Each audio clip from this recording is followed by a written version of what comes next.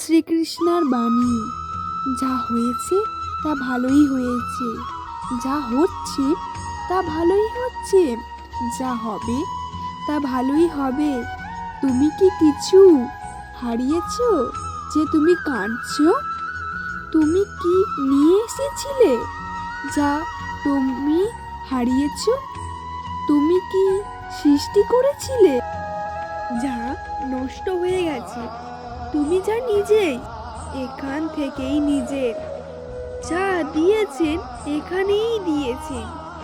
তোমার আজ যা আছে কাল তা অন্য কারোর ছিল, পশু সেটা অন্য কারোর হতে পারে।